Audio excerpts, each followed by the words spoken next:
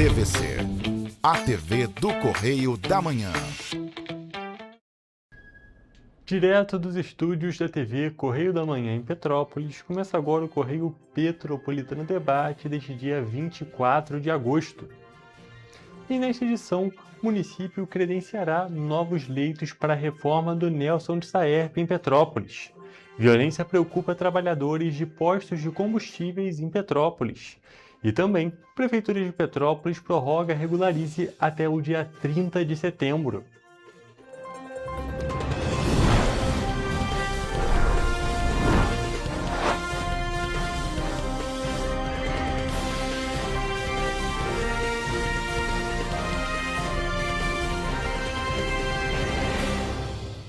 Olá, boa tarde para você que nos assiste. Eu sou o Hugo Petersen e começamos agora mais uma edição do Correio Petropolitano Debate nas telas da TV Correio da Manhã, nesta segunda-feira, é claro, começando mais uma semana.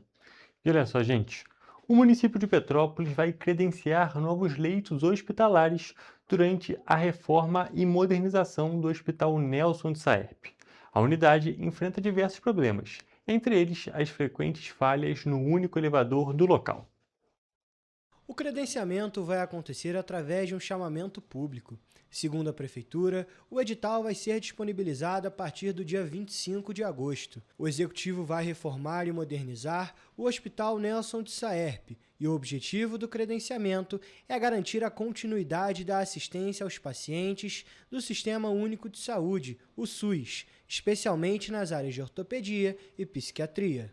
Inicialmente, serão credenciados 70 leitos de unidade de terapia intensiva e, posteriormente, 100 leitos clínicos, que poderão ser adicionados pela Prefeitura conforme a demanda da rede municipal de saúde. Os requerimentos poderão ser apresentados a partir de 8 de setembro. A Prefeitura divulgou a informação após a realização de uma audiência na 4ª Vara Civil de Petrópolis, onde foram discutidas as quebras constantes do elevador do hospital. Na ocasião, a secretária de Saúde, Clarissa Rippel, esclareceu que o problema do equipamento é o conjunto de portas, mas que uma nova empresa já foi contratada para realizar a manutenção do elevador da unidade e também de toda a rede municipal de saúde. Inclusive, durante a sessão, foi debatida a possibilidade da construção de um segundo elevador, mas a responsável pela pasta e o procurador-geral do município alegaram que existem outras necessidades. E olha só, gente, a violência contra trabalhadores nos postos de combustíveis voltou a preocupar a categoria aqui na Cidade Imperial. Na última segunda-feira, um frentista foi agredido com uma coronhada na cabeça durante um assalto a um posto no bairro Bingen. Após esse caso, o Sindicato dos Empregados em Postos de Serviços e Combustíveis e Derivados de Petróleo pediu reforço no policiamento nas localidades. O crime aconteceu na noite de segunda-feira, dia 17 de agosto. O frentista foi agredido com uma coronhada na cabeça durante o assalto. O caso chamou atenção para a vulnerabilidade de quem trabalha nos postos, principalmente no período da noite. Muitos estabelecimentos funcionam 24 horas por dia, com equipes reduzidas durante a madrugada. Essa rotina que deixa os profissionais mais expostos a assaltos, ameaças e agressões. Diante disso, o sindicato que representa os trabalhadores de postos de combustíveis diz que a preocupação não é apenas com os prejuízos causados aos estabelecimentos. A principal cobrança é para que haja mais segurança para quem está na linha de frente, atendendo aos clientes e trabalhando durante toda a madrugada. O Sindicato dos Empregados em Postos de Serviços e Combustíveis e Derivados de Petróleo, o Simpospetro de Niterói e região, encaminhou o ofício ao comando do 26º Batalhão da Polícia Militar, em Petrópolis. A entidade pede reforço do policiamento e das rondas nas proximidades dos postos, principalmente no período noturno. Isso não é a primeira vez que acontece episódios de violência extrema aos membros da nossa categoria. Isso traz um pânico generalizado a todos os pais e mães de famílias que precisam sair de suas casas para garantir o sustento de seus familiares. Para o sindicato, a presença ostensiva da polícia pode ajudar a prevenir crimes e reduzir a sensação de insegurança entre trabalhadores e clientes. A entidade também quer identificar, junto às autoridades, os locais e horários considerados mais vulneráveis. A ideia é buscar medidas de prevenção e reduzir os riscos para a categoria. O sindicato afirma ainda que vai continuar acompanhando a situação e cobrando medidas concretas para garantir a segurança dos profissionais. A segurança pública é dever do Estado, mas é obrigação de todos, inclusive dos empresários do setor dos postos de combustíveis.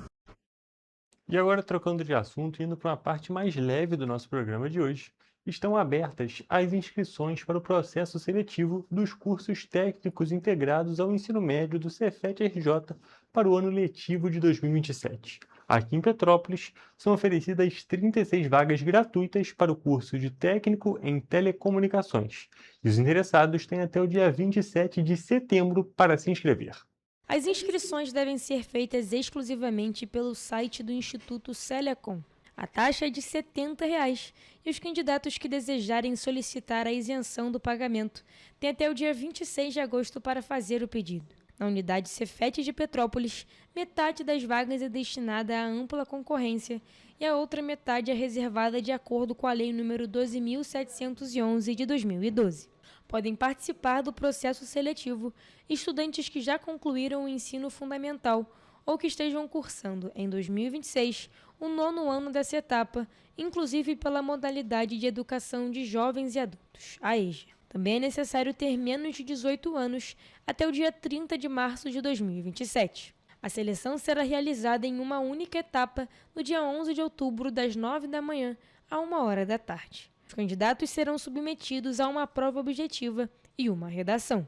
A prova objetiva terá 30 questões de múltipla escolha, abrangendo conteúdos de língua portuguesa, matemática, ciências da natureza, com questões de física, química e biologia, e ciências humanas, com história e geografia. O resultado final do processo seletivo está previsto para ser divulgado no dia 2 de dezembro de 2026, a partir das 7 horas da noite, na página do Instituto Celecom.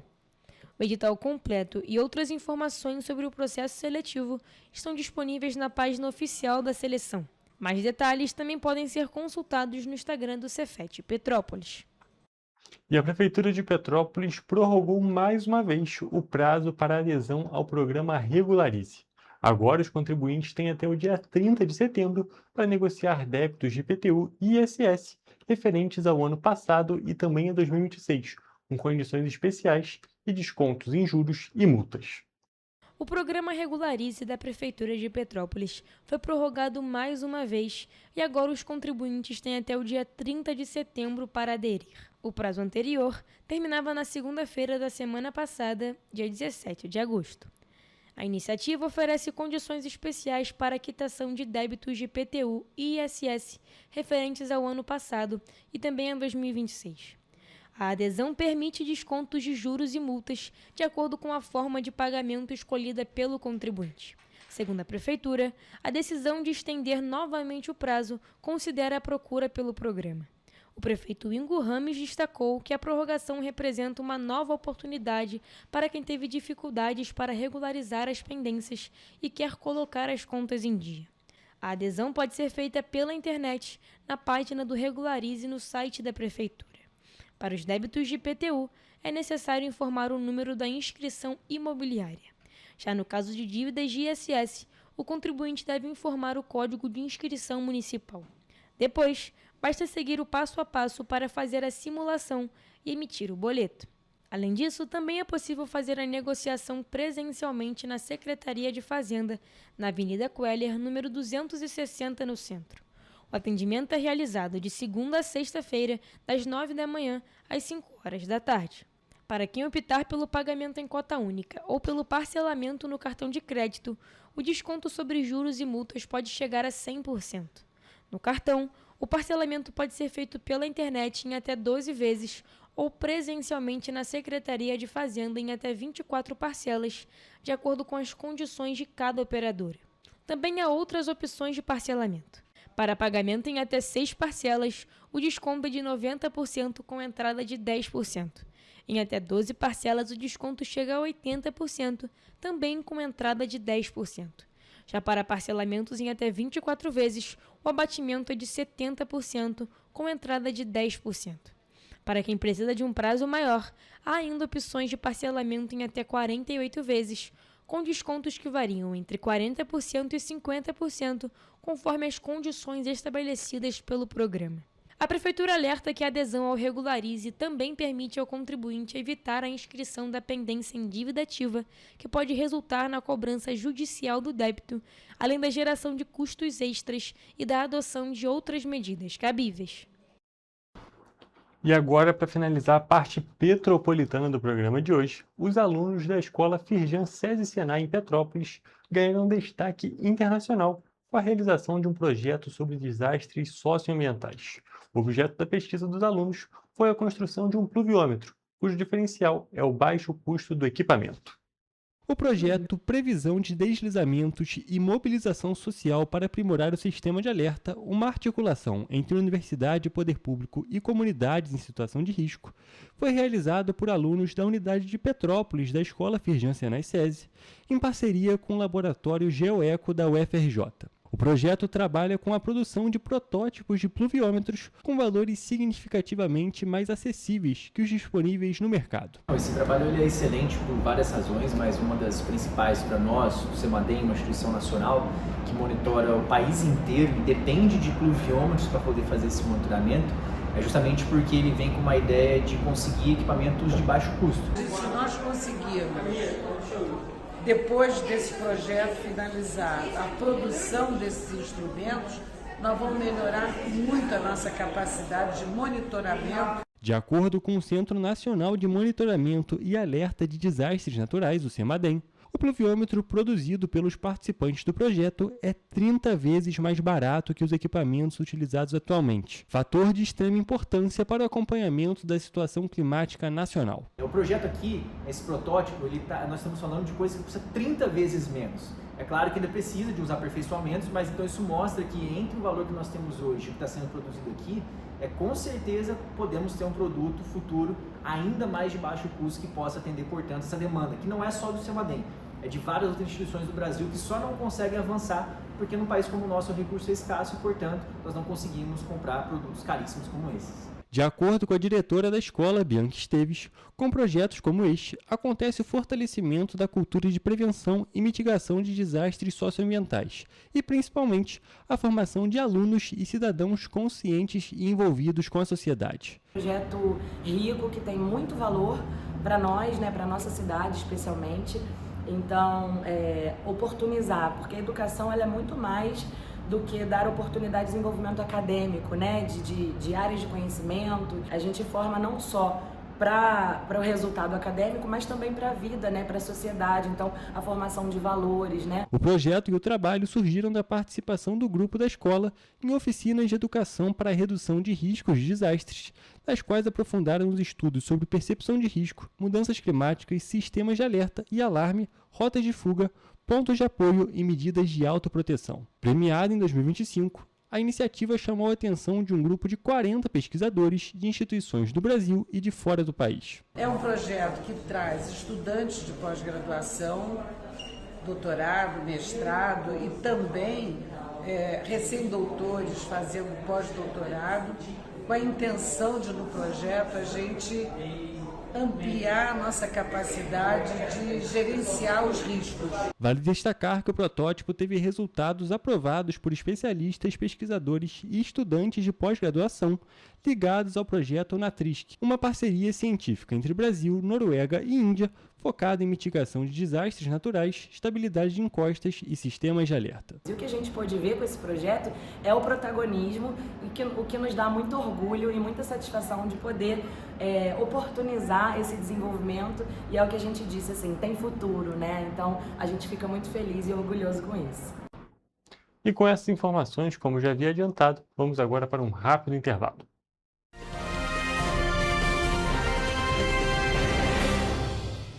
Petrópolis, uma cidade histórica, que agora tem um novo ponto de conexão. O Correio Petropolitano se renovou e leva o que de mais importante acontece na cidade, de maneira mais ágil e acessível. Acesse as notícias de Petrópolis de maneira rápida e prática, onde quer que você esteja. Fique por dentro dos acontecimentos da cidade, da política, da cultura e muito mais. Correio Petropolitano. A informação de qualidade a um clique de distância. Acesse www.correiopetropolitano.com.br. Para ter mais qualidade de vida, conte com a maior rede de academias de Petrópolis. Aqui na Corper, com uma mensalidade, você utiliza todas as unidades: Centro, Bingen, Itamaraty e Itaipava. Com planos a partir de R$ 98,00, a academia oferece ambientes modernos para você cuidar da sua saúde com segurança. Os espaços contam com dezenas de aparelhos de musculação, diversos equipamentos para aeróbico e funcional, além, é claro, de profissionais qualificados e uma extensa grade de aulas coletivas, que inclui dança, bike, jump, wolf fit, step fit, entre outras. Nossas estruturas são equipadas com salas de musculação e aulas coletivas, salas de avaliação física e nutricional, vestiários e estacionamentos amplos. Venha nos fazer uma visita e surpreenda-se!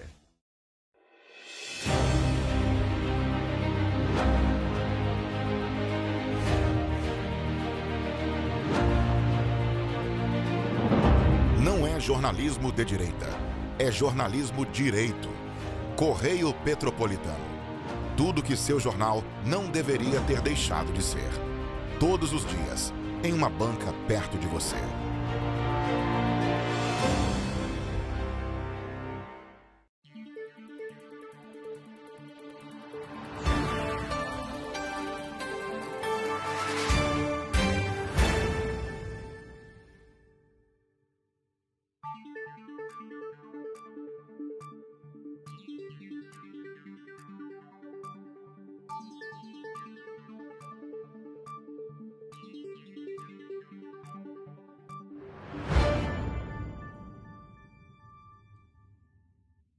Ensinar inglês na pré-adolescência exige diferentes estímulos no aluno. O curso Kids and Teens a Mais conta com professores especializados que abordam o inglês de maneira lúdica e objetiva. Através de 4 módulos, conduzimos os alunos de 9 a 14 anos do nível básico para o avançado, oferecendo total segurança na hora de se comunicar e argumentar em inglês, inclusive ser capaz de realizar futuros exames de certificação. Na Minds English School, você aprende o inglês que te leva longe.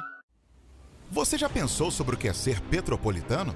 Ser petropolitano é viver a história e viver na história. É tratar Dom Pedro II e a Princesa Isabel como vizinhos. Ter uma natureza incomparável e ter um ar serrano que os turistas adoram. É também, às vezes, ter todas as estações do ano em um só dia. Ser petropolitano é se emocionar com os corais e marchar com as bandas marciais. É enfrentar o trânsito na subida da serra e reclamar do pedágio. É comemorar os gols e, às vezes, sofrer pelo serrano. Ser petropolitano é ser resiliente, ser solidário. Ser petropolitano é amar esta cidade imperial, na qual nascemos ou escolhemos para viver. Correio Petropolitano. O jornal que tem no seu nome o orgulho de ser petropolitano. Todos os dias em uma banca perto de você.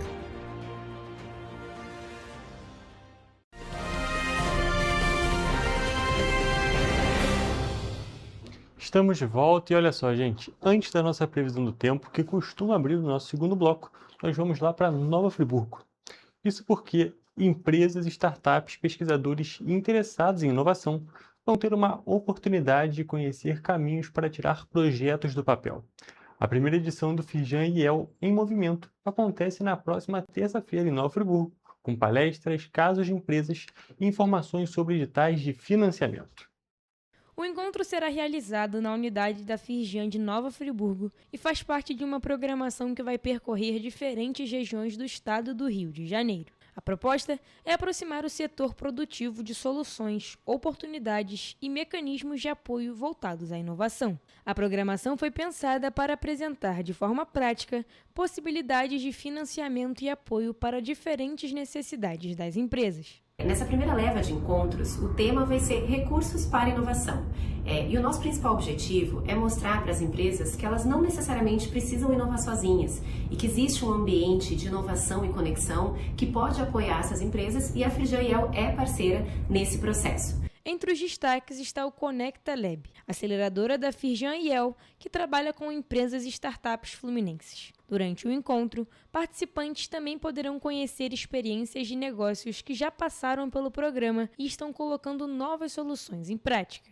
A gente também vai mostrar os diferentes tipos de fomento que existem hoje, através de uma programação muito prática, que é composta por palestras dos nossos especialistas da Frigiel e também cases práticos de empresas aceleradas pelo Conecta Lab, que é a aceleradora aqui da Frigiel. E essas empresas já captaram recursos e já estão implementando os seus projetos, as suas soluções inovadoras dentro das empresas. Outro ponto da programação será a apresentação do edital Prioridade Indústria RJ 4.0, desenvolvido em parceria com a FAPERJ. A iniciativa vai disponibilizar R$6 milhões para empresas que tenham desafios voltados para a transformação digital. Dentro dessa parte da programação, a gente vai dar orientações e boas práticas para as empresas que têm interesse de participar dessa seleção. A primeira edição do Frigiel em Movimento será na próxima terça-feira, dia 25, às 2h da tarde, na Frigiel Nova Friburgo, na rua Ariosto Bento de Melo, número 65, na Sobreloja.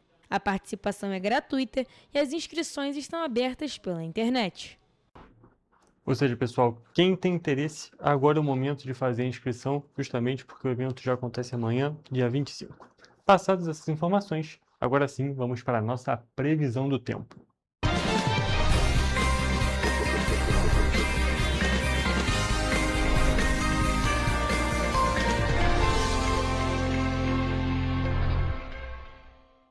Começamos agora mais uma previsão do tempo. E olha só, gente, a terça-feira deve ser marcada por um tempo mais instável em toda a nossa região de cobertura. O sol aparece entre nuvens, mas há previsão de chuva em alguns pontos ao longo do dia. As temperaturas ficam mais amenas, com máximas que não devem passar dos 23 graus. E à noite, a nebulosidade aumenta em algumas cidades, mas o tempo deve ficar firme em outras. E agora, indo para a nossa previsão mais detalhada, em Nova Friburgo, a terça-feira deve ser de sol com algumas nuvens e chuva passageira. À noite, o céu fica com muitas nuvens, mas o tempo deve permanecer firme. As temperaturas ficam entre a mínima de 14 e máxima de 18 graus. Em Teresópolis, o dia também será de sol com algumas nuvens e chuva passageira. À noite, o céu fica nublado e pode chuviscar. Os termômetros, nesse caso, vão variar entre mínima de 14 e máxima de 19 graus. Aqui em Petrópolis, a terça-feira será de sol com muitas nuvens e pancadas de chuva na parte da tarde. À noite, a nebulosidade continua, mas não deve chover. As temperaturas podem variar entre mínima de 14 e máxima de 18 graus. E agora, mudando de região, indo para o centro-sul do estado, em Paraíba do Sul, o dia começa com sol e muitas nuvens, com previsão de chuva já pela manhã. À tarde, o céu fica nublado e há possibilidade de garoa. À noite, o tempo abre e a mínima para o dia é de 17 e a máxima de 23 graus. E para finalizar a nossa previsão do tempo, em 3 dias a terça-feira será de sol com muitas nuvens durante o dia e períodos de céu nublado. À noite, a nebulosidade continua, com muitas nuvens no céu. As temperaturas vão variar entre mínima de 17 e máxima de 23 graus. Bom, ficamos por aqui com mais uma previsão do tempo. Até a próxima!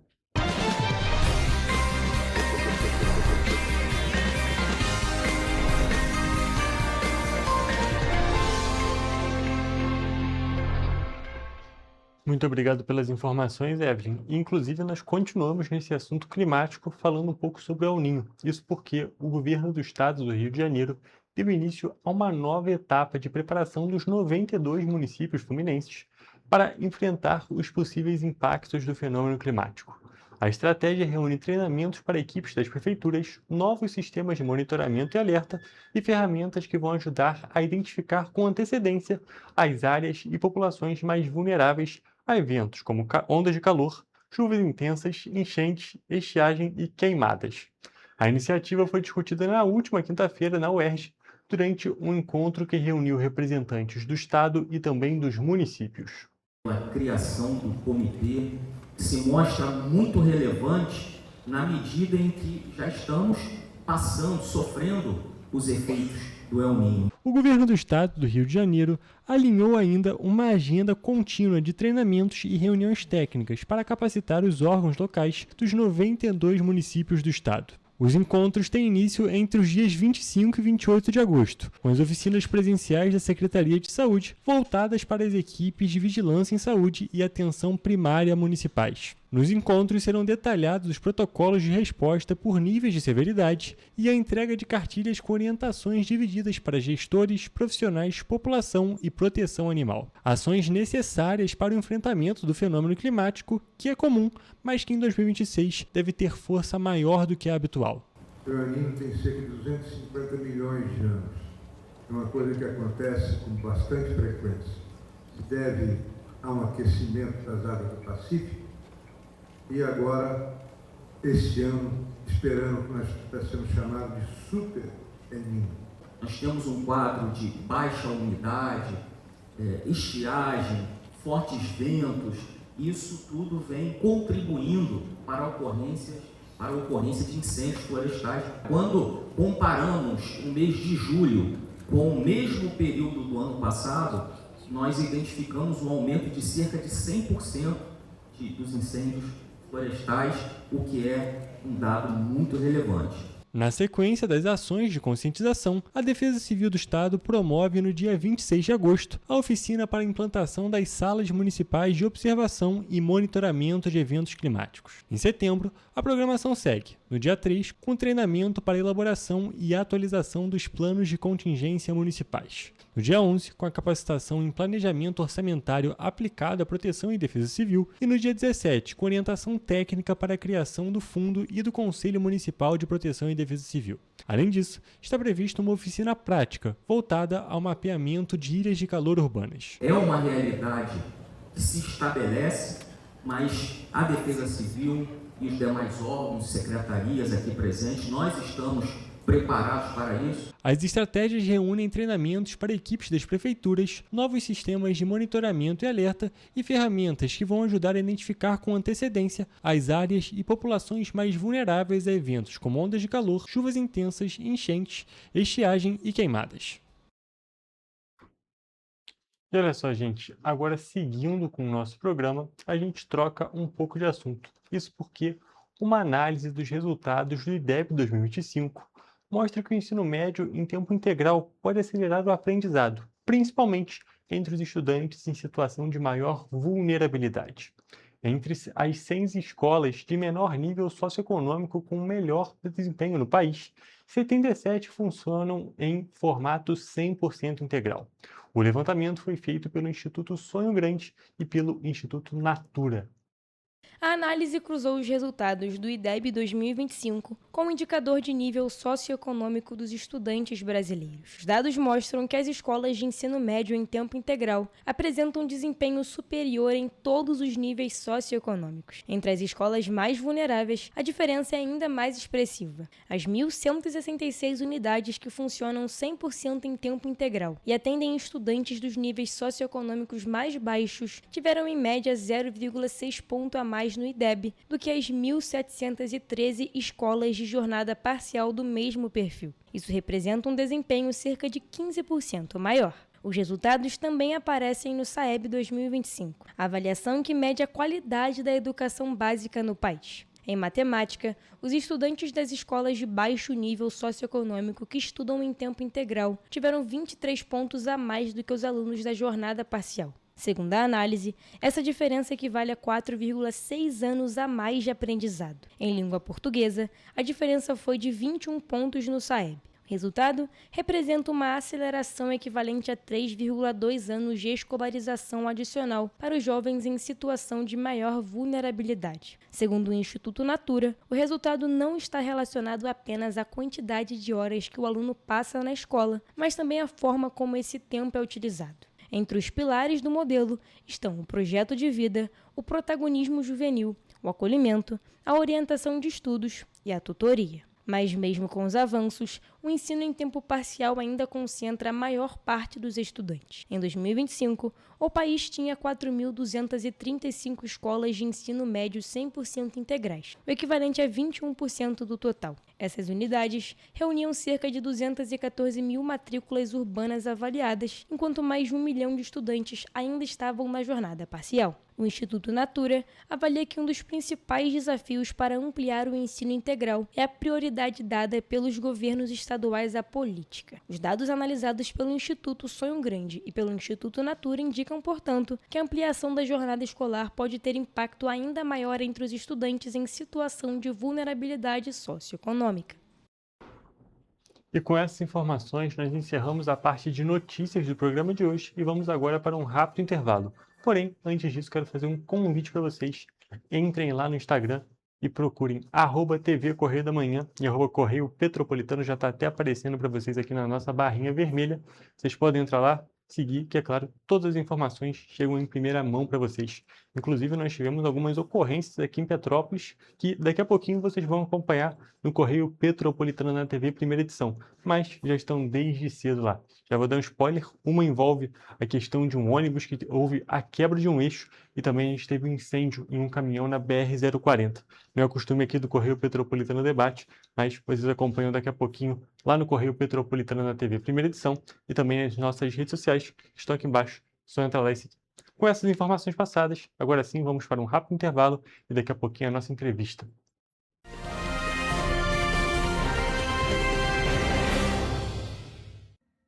O grupo de jornais que mais cresceu no Brasil apostou na força do impresso e no jornalismo direito. Em setembro de 2025, o Grupo Correio da Manhã completa 6 anos de uma trajetória marcada por coragem, compromisso e credibilidade. Resgatamos a história do jornal mais importante do Brasil no século XX e hoje somos protagonistas da nossa história no século XXI. Acreditamos na responsabilidade de colocar a informação correta no papel. Enquanto o mundo digital muda a cada segundo, o jornal impresso permanece como referência de verdade e confiabilidade. Contamos com 4 parques gráficos próprios, no Grande Rio, em Volta Redonda, no Núcleo Bandeirante e em Areal. Em Brasília, equipados com 8 rotativas de alta tecnologia que produzem todos os nossos jornais em cores. São 5 jornais diários. Correio da Manhã, Estado do Rio, Correio da Manhã Nacional, Correio Sul-Fluminense, Correio Petropolitano, Correio da Manhã Distrito Federal. E o grupo vai além. Abriga o tradicional Jornal da Barra, com 35 anos de história, a lendária revista O Cruzeiro e o Jornal de Turismo, publicado há 59 anos. Na área eletrônica, temos a TVC, TV Correio da Manhã, no ar há 24 anos pelo canal 16 de Petrópolis, com estúdios também no Rio de Janeiro e em Brasília. Crescemos com uma missão clara: levar ao leitor uma informação verdadeira. É o jornalismo direto e direito, um jornal que respeita a política e é respeitado pelos políticos. Nossas páginas e plataformas reúnem um time de jornalistas e colunistas de peso: Fernando Molica, Rodolfo Lago, Thales Faria, Cláudio Magnavita, Ricardo Cravo Albim, Rui Castro, Alexandre Garcia, Aristóteles Drummond, entre outros nomes que ajudam a construir a credibilidade da nossa marca. São 4 redações integradas e um conteúdo cada vez mais ampliado no meio digital. Grupo Correio da Manhã. Informação com tanta credibilidade que é impressa todos os dias.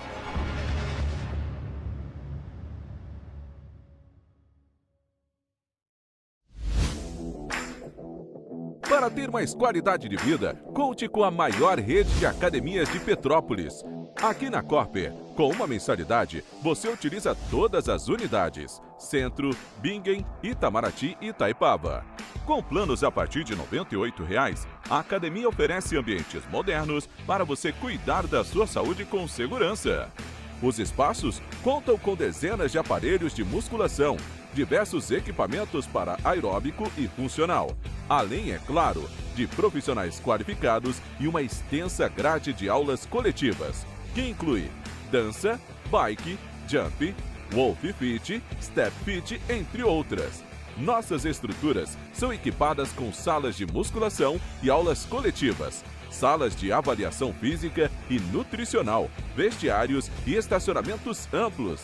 Venha nos fazer uma visita e surpreenda-se! Esse aí sou eu, há 18 meses estudando inglês. Cada passo no aprendizado foi uma porta que se abriu para o meu futuro. Sabe o conhecimento que você desenvolve hoje? Ele é a chave para novas oportunidades incríveis do amanhã. É o equilíbrio perfeito entre aprender e aproveitar cada momento dessa jornada empolgante. E agora, aqui estou eu, na minha tão sonhada vaga em uma multinacional. O inglês abre portas. Fale Minds. Sem você, o jornal não funciona. Você viu um problema no seu bairro? Uma rua em condições de abandono, um acidente ou até um vazamento de água? Filme, fotografe ou escreva. A sua denúncia pode virar reportagem na TV. E quando você denuncia, a gente vai até você. Estamos aqui para cobrar respostas das autoridades. Porque cada voz conta e faz diferença. Queremos mostrar o que afeta o seu dia a dia. Nos ajude a mostrar a realidade de onde você vive. Denuncie pelo WhatsApp DDD 24 99248 3167. TV Correio da Manhã. Jornalismo por você e com você.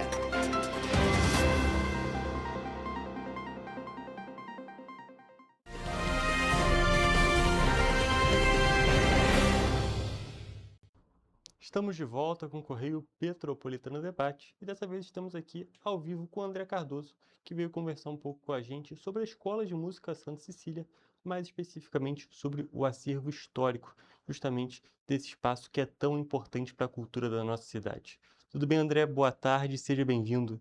Muito obrigado, Hugo. Prazer estar aqui com vocês. Um prazer te receber aqui no programa e antes da gente falar sobre o nosso tema principal, falar justamente sobre o acervo da Escola de Música Santa Cecília, vou pedir que você se apresente para o nosso público. Muito bem, eu sou André Cardoso, professor da Escola de Música da Universidade Federal do Rio de Janeiro, sou vice-presidente da Academia Brasileira de Música. Perfeito, André. Hoje a gente veio conversar especificamente sobre essa questão histórica da Escola de Música Santa Cecília, um tópico que nós tanto destacamos aqui, da importância dela, mas hoje a gente vai falar de uma questão mais documental, justamente do acervo dessa Escola de Música. Queria que você explicasse para a gente o que é e o que está presente nesse vasto acervo da Escola de Música. Então, a Escola de Música Santa Cecília é uma das instituições de ensino musical mais antigas do país, com atividade ininterrupta, né? Desde 1893, quando o maestro Paulo Carneiro fundou a escola aqui em Petrópolis. Ao longo desses mais de 100 anos, né, muitas pessoas passaram por lá, muito material se acumulou, documentos importantes que contam a vida institucional da escola, como também a própria história da música de Petrópolis, né?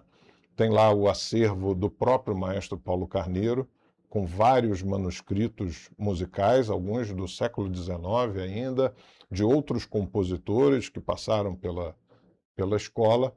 Então, essa documentação precisa estar preservada, né, disponibilizada para pesquisadores, para musicólogos que queiram e que tenham interesse nessa documentação. Ou seja, é a própria história da música da cidade ali representada naqueles documentos, né? Sem dúvida nenhuma, é um ponto importantíssimo de ser destacado e é muito importante todo esse trabalho que está sendo realizado justamente para a conservação da nossa cultura, conservação da nossa história, falando especificamente aqui de Petrópolis, falando da cidade como um todo e, sem dúvida nenhuma, a preservação da memória desses diversos artistas, desses diversos músicos que passaram justamente pelo espaço, pela escola de música. E, professor, eu queria te perguntar uma coisa específica sobre a questão da importância da digitalização desses documentos. Porque, claro, existe o trabalho de preservação física, mas esse processo da digitalização, ele consegue ajudar na ampliação do acesso, não é mesmo? Não, com certeza. A história não vive sem a preservação da memória, né?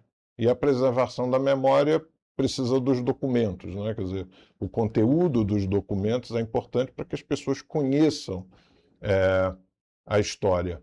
E a preservação desses documentos é fundamental, né?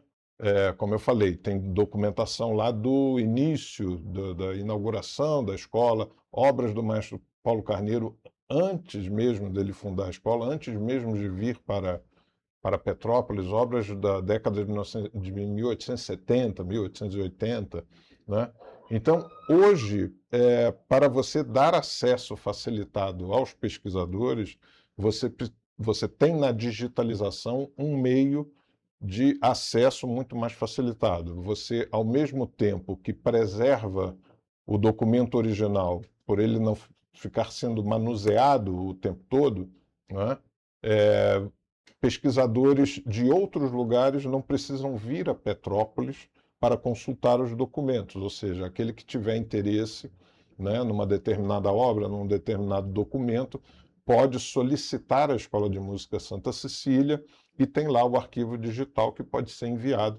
Quer dizer, então você democratiza o acesso a essa documentação, facilita pesquisa musicológica em torno do acervo e, ao mesmo tempo, preserva o documento original. Esse é um ponto bem interessante e é um ganho que a gente tem muito grande justamente com essa parte da tecnologia, porque auxilia nesses pontos que você já trouxe e a questão de ajudar na preservação do documento, que ele vai continuar sendo estudado, mas agora de uma maneira que não vai ser tão incisiva em cima dele em si, vai ser algo à distância, vai ser algo que não vai ser justamente utilizado o documento em si, a parte física dele, é um ponto muito importante e que ajuda ainda mais nessa questão da preservação, não é mesmo?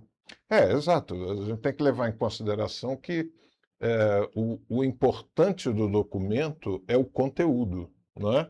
O papel é o suporte físico, né? O acervo da Escola de Música não tem só documentação tem, em papel, né?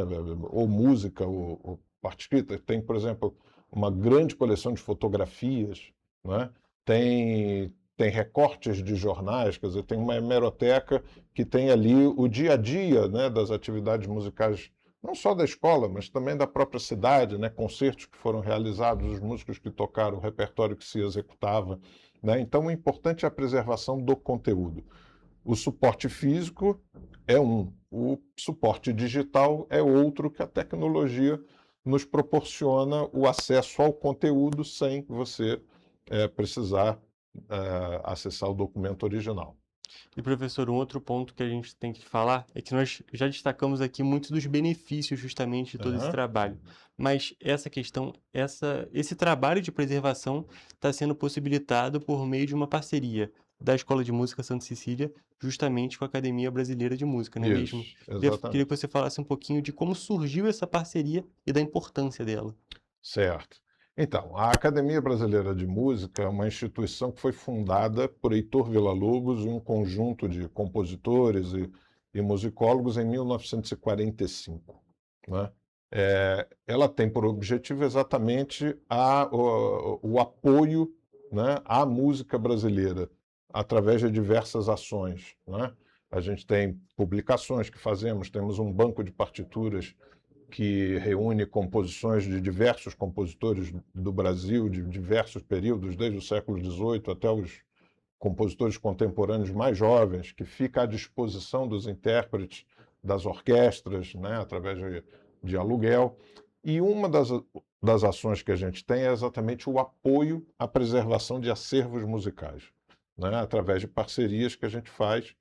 Já fizemos com o Museu Villa-Lobos, com a própria Escola de Música da UFRJ, com o Sindicato dos Músicos do Rio de Janeiro, com a Biblioteca da Escola de Belas Artes do Paraná, exatamente para ajudar as instituições a preservarem essa documentação. E essa proposta foi feita, a diretora da Escola de Música Santa Cecília, a Janine, que recebeu com grande entusiasmo, porque já era um objetivo dela poder cuidar desse material, e a parceria com a Academia Brasileira de Música veio viabilizar, né, isso. De que maneira? O acervo é levado para a sede da Academia Brasileira de Música, no Rio de Janeiro. Nós temos lá um laboratório de digitalização, um funcionário especializado nesse processo, junto com a nossa bibliotecária.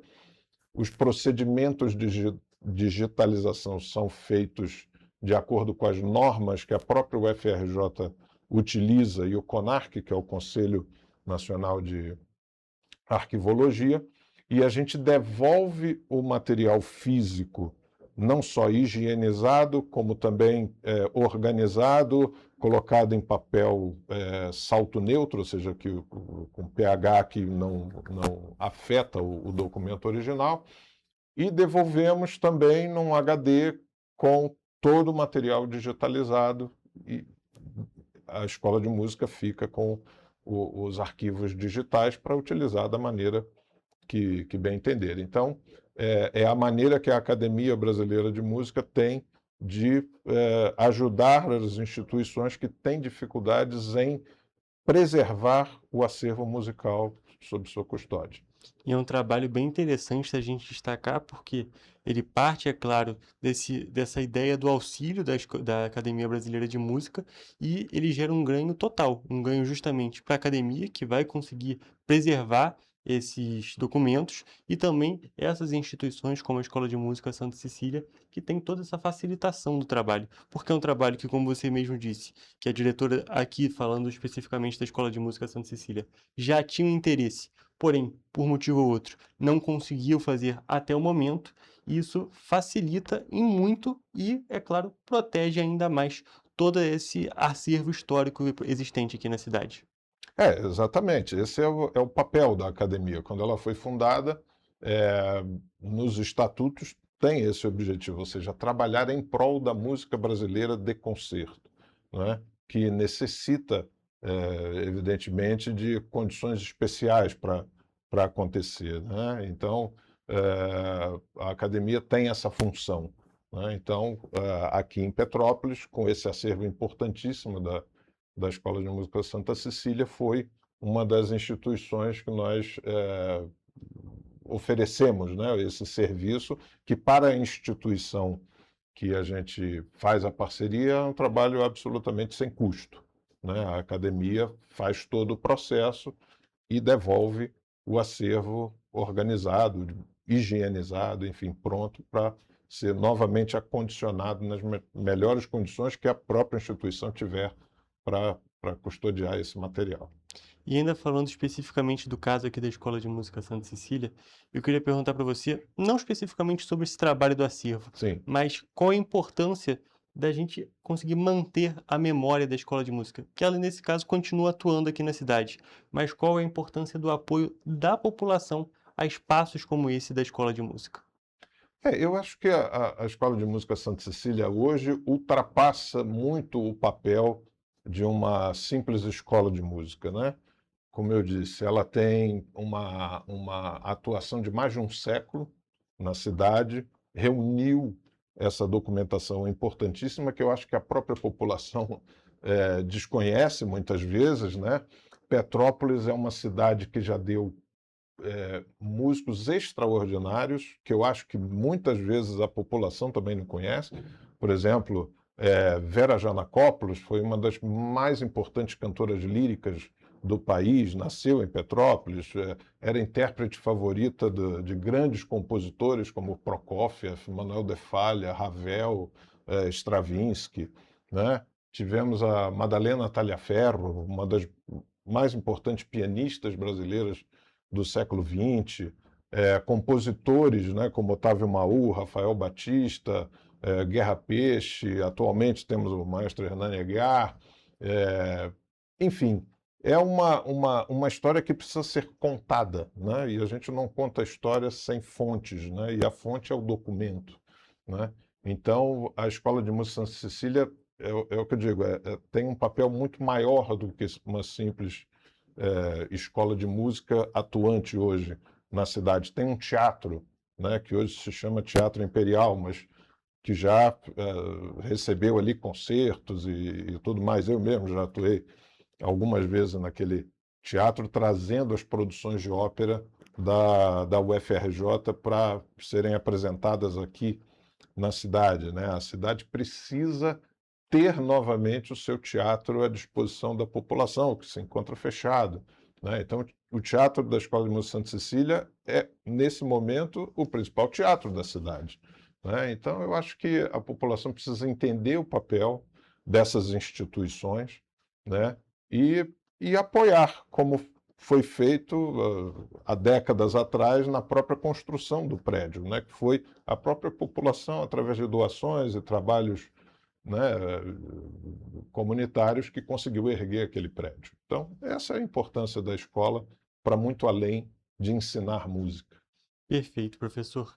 E eu acho que para a gente poder já ir finalizando a nossa conversa, a Sim. gente não pode deixar de destacar também a importância do apoio, mas também a importância da curiosidade da população. Como você mesmo disse, temos tantos nomes originários aqui de Petrópolis que muitas das vezes 90%, 95% da população nem sabe que veio daqui. Sim. Então é muito importante que a população conheça a história e busque mais informações justamente sobre os artistas e sobre todo esse legado cultural e musical que nós temos aqui no município. Eu citei muitos instrumentistas, compositores importantes do passado, mas nós temos uma geração jovem aqui muito atuante. Eu tive alunos na Escola de Música da UFRJ, da cidade de Petrópolis, praticamente todos eles fazendo carreira fora da cidade, né? Porque a cidade não oferece condições para que haja atividade profissional na música de concerto,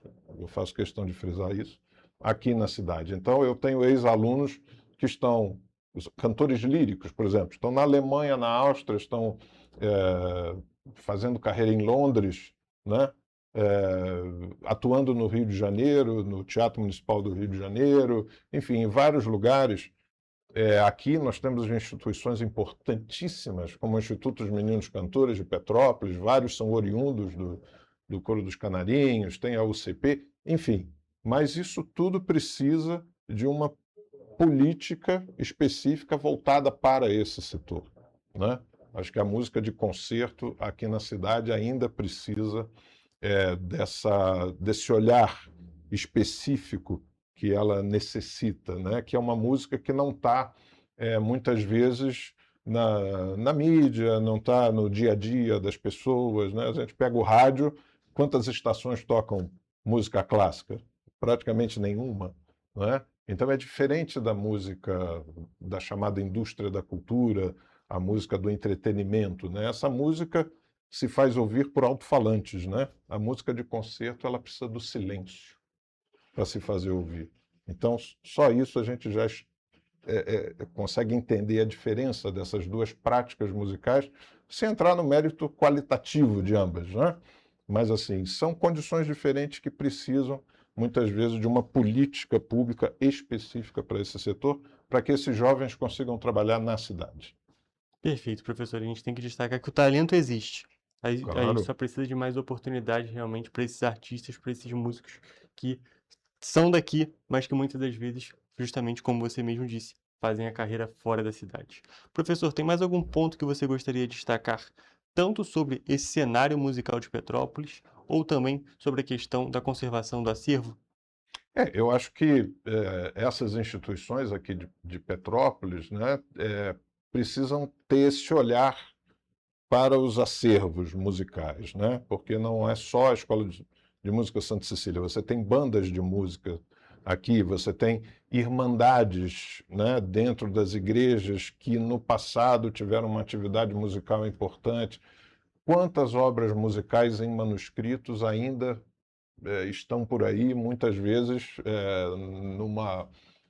numa ação fortuita, assim, de abrir uma gaveta, você encontra uma partitura que está lá guardada há décadas e que ninguém conhece. Então, um olhar para os acervos é importante. Um olhar para o jovem que está estudando música é importante. Dar a oportunidade para que ele se profissionalize depois. Apoio a esses projetos sociais que a cidade tem.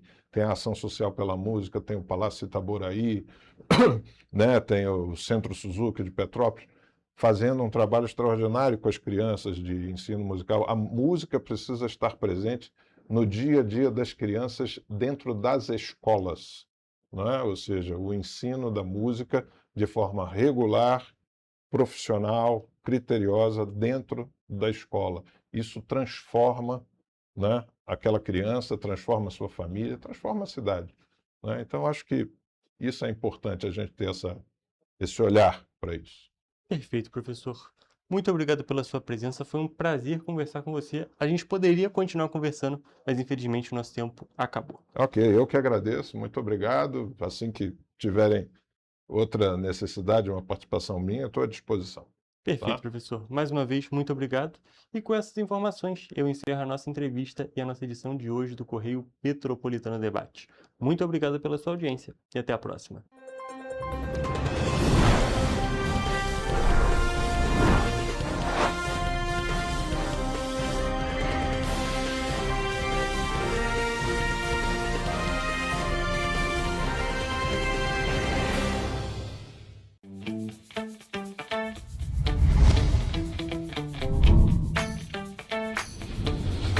TVC, a TV do Correio da Manhã.